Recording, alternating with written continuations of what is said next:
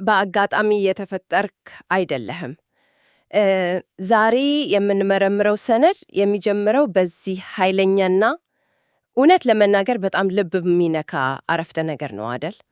በጣም ከመጀመሪያው ጀምሮ አንድ መሰረታዊ ጥያቄ እንድንጠየቅ ያደርገናል።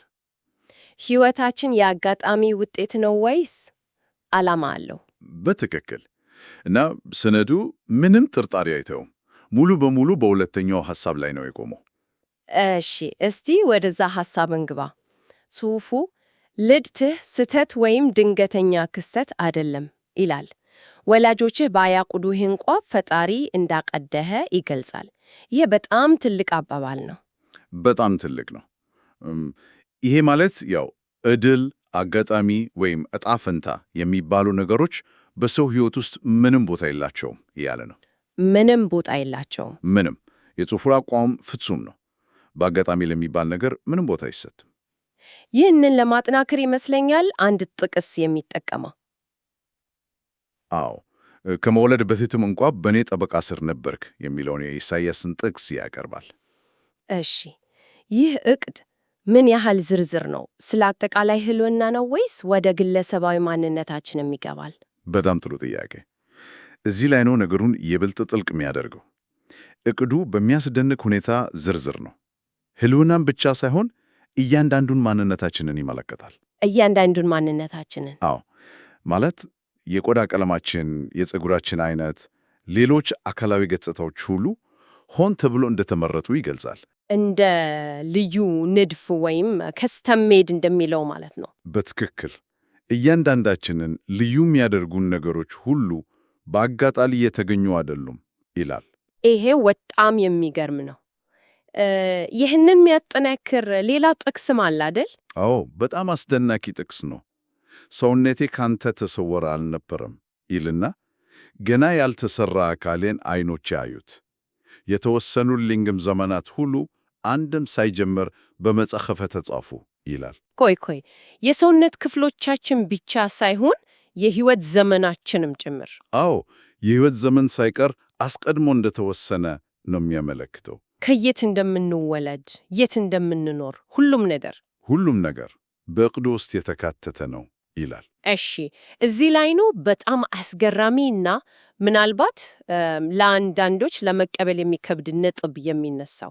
ህገወጥ ወላጆች ሊኖሩ ይችላሉ፣ ነገር ግን ህገወጥ ልጆች የሉም ይላል። ይሄ በጣም ስሜትን የሚነካ ሐሳብ ነው። እስቲ ትንሽ እናብራራው። በእርግጥ ይህ የጽሑፉ ወሳኝ ክፍል ነው።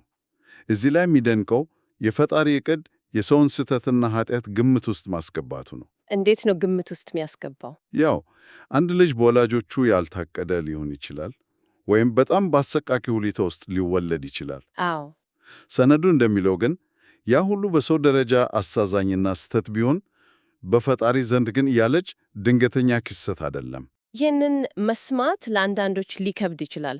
በተለይ በአስቸጋሪ ሁኔታ ውስጥ ላለፉ ሰዎች ይህ ሐሳብ የራሳቸውን ሕመም ያቃልል መስሎ ሊሰማቸው አይችልም። በጣም ትክክለኛ ስጋት ነው እና ጽሑፉ የሰዎችን ድርጊት ለማጽደቅ እየሞከረ አይደለም። ታዲያ ነጥቡ ምንድን ነው? ነጥቡ ትኩረቱን ከወላጆቹ ድርጊት ወደ ተወለደው ልጅ ማንነት መቀየር ነው።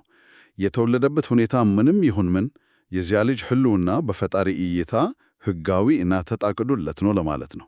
ገብቶኛል። ስለዚህ ትኩረቱ በልጁ ዋጋ ላይ ነው ማለት ነው።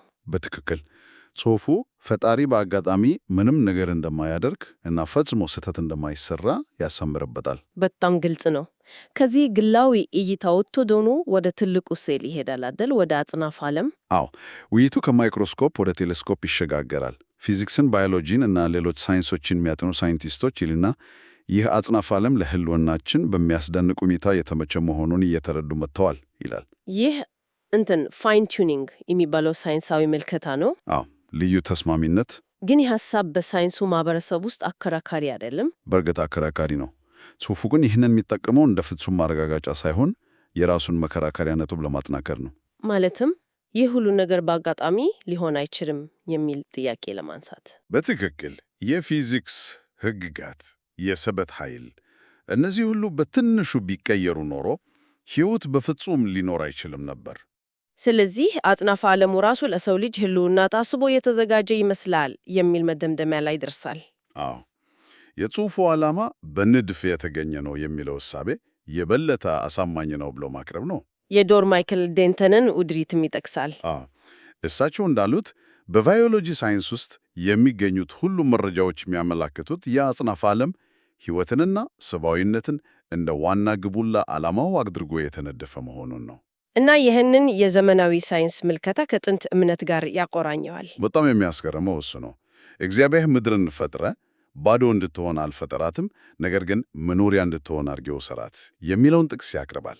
የጥንቱ እምነትና የዘመናዊው ምልከታ ወደ አንድ አቅጣጫ ያመለክታሉ እያለ ነው ማለት ነው። ልክ እንደዛ። እሺ፣ እንዴት የሚለውን አይተናል፣ በጥንቃቄ በታቀደ ንድፍ። አሁን ግን ወደ ትልቁ ጥያቄ እንምጣ። ለምን? ፈጣሪ ይህን ሁሉ ስርዓት የፈጠረው ለምንድን ነው? የጽሑፉ መልስ በጣም ግልጽና በአንድ ቃል ይጠቃልላል። እሱም ፍቅር። ፍቅር። አዎ፣ ምድርን ከመመስረቱ ከረጅም ጊዜ በፊት እኛን በፍቅሩ ማዕከል አድርጎ አስቦን ነበር። እሺ፣ እዚህ ላይ አንድ ወሳኝ የቃላት ልዩነት ላይ ያተኩራል። እግዚአብሔር ፍቅር አለው ከማለትና እግዚአብሔር ፍቅር ነው ከማለት መካከል ያለውን ልዩነት። አዎ፣ ይህ መሰረታዊ እና በጣም አስፈላጊ ልዩነት ነው። ለምን? ያው አንድ ሰው ፍቅር ካለው ያ ፍቅር ሊያልቅ ይችላል፣ እንደ ንብረት ነው። ልክ ነው። ነገር ግን አንድ አካል ራሱ ፍቅር ከሆነ ፍቅር የባህሪው ዋና እና የማይለወጥ ክፍል ይሆናል። ገብቶኛል። ስለዚህ የፈጠረን ብቸኛ ስለነበረ ወይም የሆነ ነገር ስለጎደለው አይደለም። ይልቁንስ ማንነቱ የሆነውን ፍቅሩን ለመግለጽ እና ለማካፈል ሲል ነው። ፍጥረት የፍላጎት ሳይሆን የፍቅር መግለጫ ነው ማለት ነው። በትክክል። ይህ አመለካከቱን ሙሉ በሙሉ ይቀይራል። ይህንን ፍቅር የሚያሳይ አንድ ልብ የሚነካ ጥቅስም ያቀርባል። አዎ፣ ከተወለድክበት ጊዜ ጀምሮ ተሸክሜያለሁ፣ በሸመገለህም ጊዜ እኔ ያው ነኝ፣ ፀጉርህ በሸበተን ጊዜ እንኳ እኔ ደግፍሃለሁ ይላል። የፍቅሩን ጽናት ለማሳየት የቀረበ ነው ማለት ነው። አዎ፣ ጊዜያዊ ወይም ሁኔታዊ ሳይሆን ከልደት እስከ እርጅና የሚዘለቁ መሆኑን ለማሳየት ነው። እሺ፣ እንግዲህ ጽሑፉ ይህንን ሁሉ ከገነባ በኋላ ወደ አማራጭ ሐሳብ ይወስደናል። ይህ ሁሉ እውነት ካልሆነስ? አዎ፣ ዋት ኢፍ የሚለውን ጥያቄ ያነሳል። ፈጣሪ ከሌለው ውጤቱ ምንድን ነው? እና መልሱ ምንድን ነው? መልሱ ቀጥተኛ ነው። ሁላችንም የአጋጣሚ ውጤቶች ነን። ይህም ማለት ሕይወት ምንም አይነት ትርጉም የለውም፣ ፋይዳ የለውም። ሕይወት እንዲሁ ይከሰታል፣ ከዛ ያልቃል። ስለዚህ ያለ ፈጣሪ ትርጉም ፍለጋችን ሁሉ በራሳችን የምንፈጥረው ነገር ላይ ያለ ነው። ልክ እንደዛ ነው። የማጣቀሻ ነጥብ ወይም ሬፈረንስ ፖይንት ወደሚለው ሐሳብ ይወስደናል። ያለ ማጣቀሻ ነጥብ አቅጣጫ እንደምናጣው ሁሉ ያለ ፈጣሪም የሕይወታችንን ትርጉም እናጣለን የሚል ማከራከሪያ ነው። ትርጉም የምናገኘው እሱን ማጣቀሻ ስናደርግ ብቻ ነው ይላል። አዎ፣ ራሳችንን በትክክል የምንረዳበት ብቸኛው መንገድ እግዚአብሔር ማን እንደሆነ እና ለእኛ ምን እንደሚያደርግ በመረዳት ነው የሚለውን የሮሜን ሐሳብ ይጠቅሳል። ራሳችንን ለማወቅ መጀመሪያ ከራሳችን ውጭ መመልከት አለብን ማለት ነው። በትክክል። እናም ይህንን ሁሉ ሐሳብ በማጠቃለል ይመስለኛል የራስል ኬለርን ግጥም ያቀርበው። አዎ፣ ግጥሙ የውይይታችንን ዋና ዋና ነጥቦች በስነ ጽሑፋዊ መንገድ ያስቀምጣቸዋል። እስቲ ጥቂት ስኞችን ጥቀስልን። ለአንድ ምክንያት ማንነት ተሰጥተዋል። ውስብስብ በሆነ ዕውቀት ውስጥ አካል ነህ። ውድና ፍጹም የሆነ ልዩ ነጥብ፣ የእግዚአብሔር ልዩ ወንድ ወይም ሴት ተብለሃል። በጣም ኃይለኛ ማጠቃለያ ነው። እንግዲያው የተዳሰሱትን ክልፍ ነጥቦች በአጭሩ ለመከለስ ያህል፣ በመጀመሪያ ሕልውናችን የአጋጣሚ ውጤት ሳይሆን በዕቅድ የተሞላ መሆኑን አይተናል። አዎ። ሁለተኛ፣ ይህ ዕቅድ የሰውን ስህተት ግምት ውስጥ ያስገባ መሆኑን ተመልክተናል እና ከሁኔታዎች በላይ መሆኑን። በትክክል። ሦስተኛው፣ የፍጥረቱ ሁሉ መሠረት ፍቅር መሆኑን እና በመጨረሻም እውነተኛ የሕይወት ትርጉም የሚገኘው ፈጣሪን ሕይወታችን ማዕከል ስናደርግ ብቻ ነው በማለት ይደመድማል። እሺ፣ ይህንን ጥልቅ ውይይት ስናጠቃልል ሰነዱ ራሱ በሚያቀርበው ጥያቄ ውይይታችንን ብንዘጋው ጽው ይመስለኛል። በጣም ጥሩ ሐሳብ ነው። ጥያቄው ረቂቅ የነበረውን ሐሳብ ወደ ግል ሕይወታችን እንድናመጣው ያደርጋል። ጥያቄውም ይህ ነው።